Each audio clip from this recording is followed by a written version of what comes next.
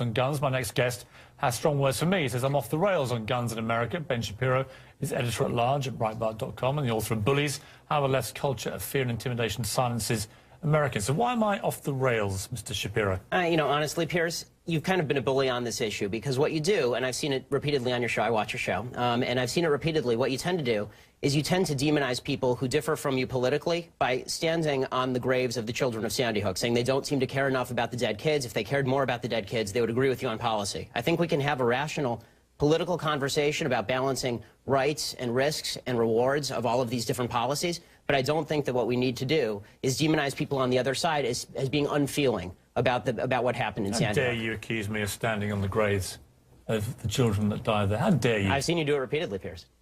Like I say, how dare you?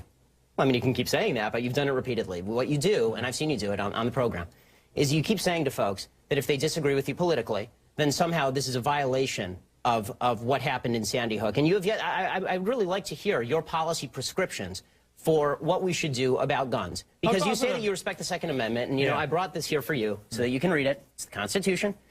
And I would really like for you to explain to me what you would do about guns that would have prevented what happened in Sandy Hook. If you want to do what you did in the UK, right, which is ban virtually all guns, that is at least a fair argument. And we can have a discussion about whether that's something that we ought to do or not. I've made it very clear what I want to do, which is exactly what Mark Kelly wants to do. And in fact, rather than address let's talk about that. Rather than address your comments to me about standing on the graves of children at Sandy Hook, you can address them to Mark Kelly, because he agrees with everything that I've been saying, because he feels the same way, as does his wife. They're gun owners.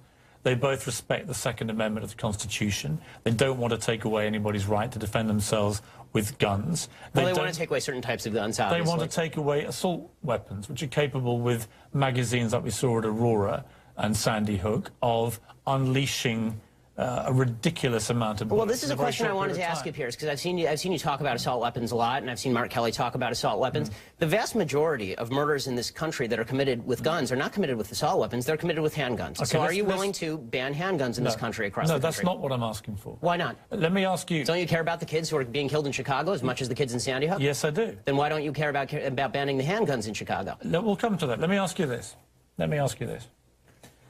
What was the weapon used at Aurora in the movie theatre? It was an assault rifle, sure. Okay. What was the weapon used in the Oregon shopping mall? I believe it was an assault rifle, correct? Okay. What was the weapon used at Sandy Hook? It was an assault rifle. What was the weapon used at the incident around Christmas when the firemen were lured to their deaths, the New York State firemen? And bought illegally? That was an assault rifle. Right, so the last 4 mass shootings in America were all the assault rifles. And the vast that is the reason, Mr. Shapiro.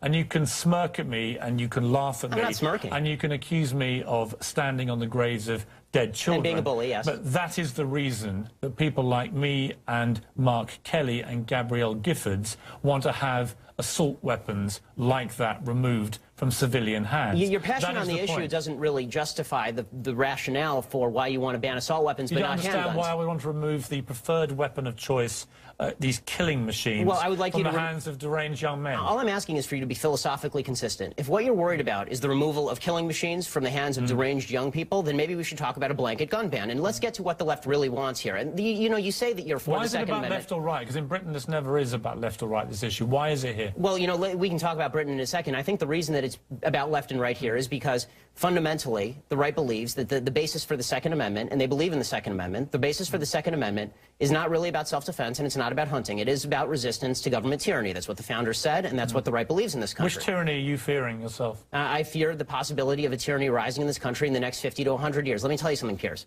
The fact that my grandparents and great-grandparents in Europe didn't fear that is why they're now ashes in Europe. So this kind of leftist revisionist history, where there's never any fear of democracy going usurpacious or tyrannical, is just that. It's fictitious. Just to clarify your position then, the answer to Sandy Hook, as it was to Aurora, as it was to Gabrielle Giffords, as it was to Columbine and Virginia Tech, is you do nothing. Is that your position? And that's not my position. What is your position? My position is that we have to calibrate laws that are designed to get guns out of the hands of bad people, and keep guns in the hands of good people who want to buy them. This idea of more guns versus less guns. How do you do that? Well, I think one of the ways that you do that is by better screening for mental illness. I think that you do better background checks. Was Adam Lanza's mother a good person? I don't know whether she was a good person or a bad person. I know she was irresponsible with her guns. Has there been any evidence to suggest she was not a good person? No, but there's been significant evidence. So by your criteria, no, she would have been able... Wait a minute. by your criteria of the good people should be allowed the guns and the bad people shouldn't, she would have been allowed the guns. She was an irresponsible person. She didn't keep her guns locked up. And that should be against the law. If you have a mentally ill person in your house, so then we're talking about laws that we can both agree on, Piers. I don't know why you're disagreeing with me on this. Then she becomes a bad person, does she? Well, no, it's not a matter of morally good versus morally bad. You set the criteria, good and bad. So is she good or bad? You're right, Piers. I should have said responsible versus irresponsible. That's correct. Okay, so she goes from good to bad. No, she goes from responsible to irresponsible. Let's take a break. Let's come back and talk more about this because we don't agree.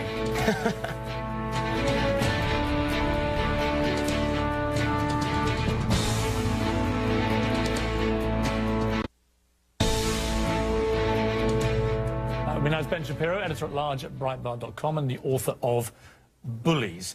Do you believe that if you had an assault weapon ban, statistics prove that you could dry up the supply of these guns and make them less accessible to criminals?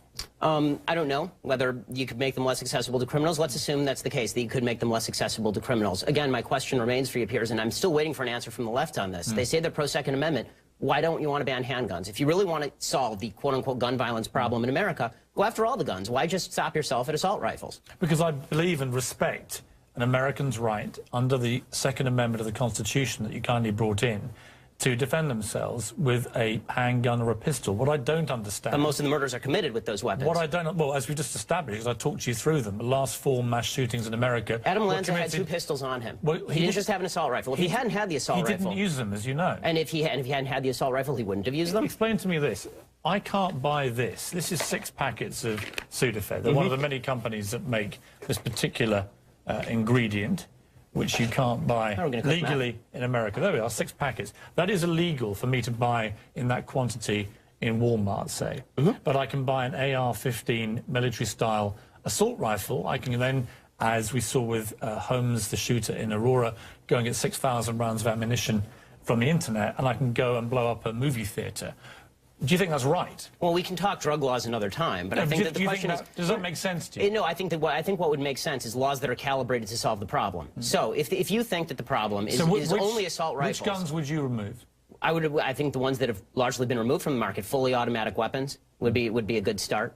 I think that... You wouldn't remove any semi-automatics at all? No, because semi-automatic just means that when you pull the trigger once, 1 bullet comes out. Do you understand how basic revolvers are essentially... Do you understand how an AR-15 performs when it's been modified and has a magazine with 100 bullets? I saw it in the North Hollywood shootout, and you know what? It was illegal to do that, and people did it anyway. We have 12 million illegal immigrants in this country. We're not able to stop people from coming illegally into this country over the southern border into places like California, where I live normally. I think you'd be very hard-pressed to stop guns from coming across that border illegally as well. I mean, California has some of the strictest gun laws in the nation. Would you want every American to have an AR-15?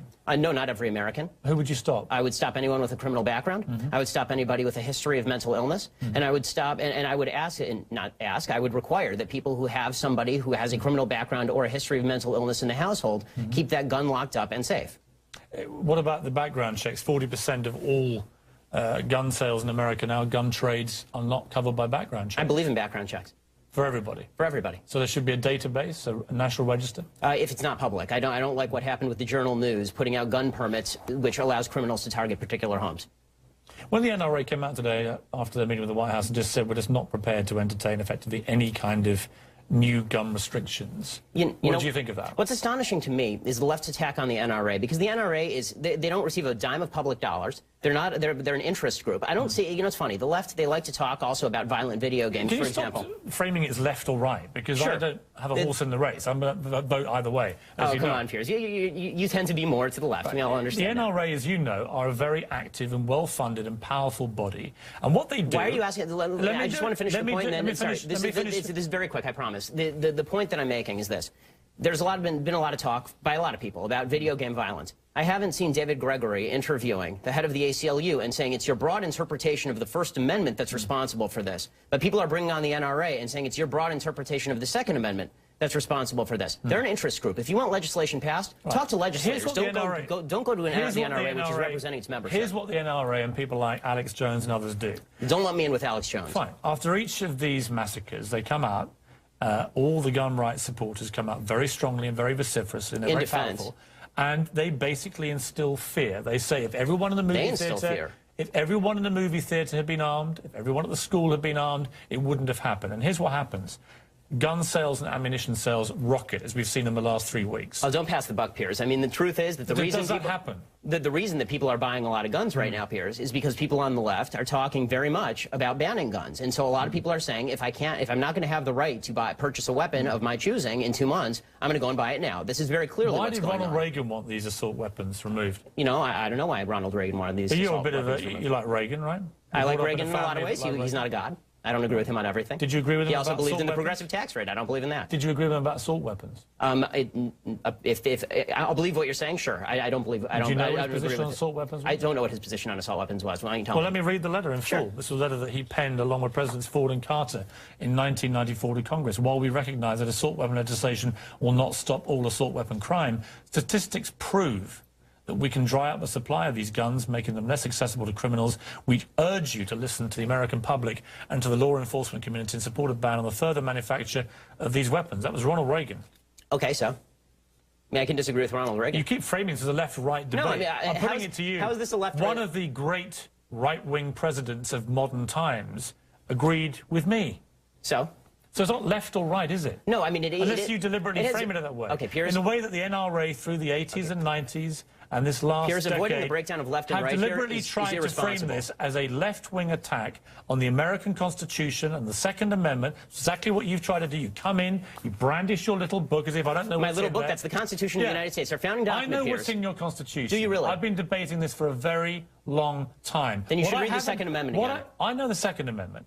What I haven't heard is one coherent reason why any civilian in America needs an AR-15 military-style assault weapon. Tell me why you need one. I told you why the general population of America, law-abiding citizens, why do they need those weapons? They need them for the prospective possibility of resistance to tyranny, which is not a concern today. It may not be a concern tomorrow. Who are you expecting the tyranny to come from? It could come from the United States because governments have gone tyrannical before. Do you understand how absurd you sound when you say that? Here's where you go into the absurd and the bullying. You're absurd. You're stupid. I understand that. I'm not the one that came in here and accused you of standing on the graves of dead children. Because you're the one who's doing that. Bullying. Punching back twice as hard. Bullying. You know what I call it?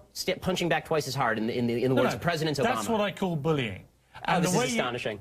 What's astonishing What's astonishing about it is that for weeks now, you have been saying that anybody who disagrees with your position is absurd, idiotic, and doesn't care about the dead kids in Sandy Hook. And then when I say that that's a bully tactic, you turn around and say, I'm bullying you for saying that. It's absurd. It's ridiculous. Let me ask you again.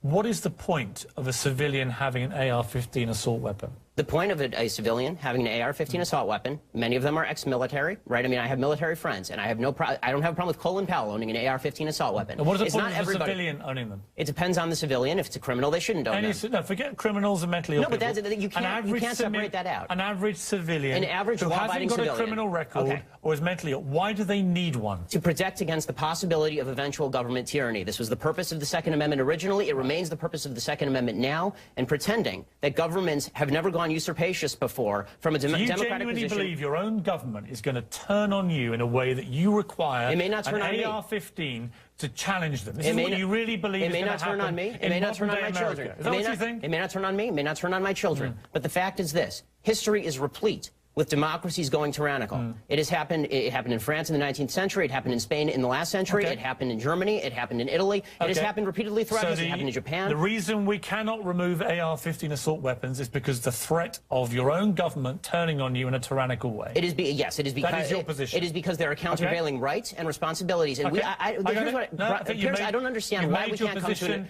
agreement about reasonable law. You just want to demagogue the issue. You have made your point crystal clear. People aren't stupid. They can make up their own minds. Ben Shapiro.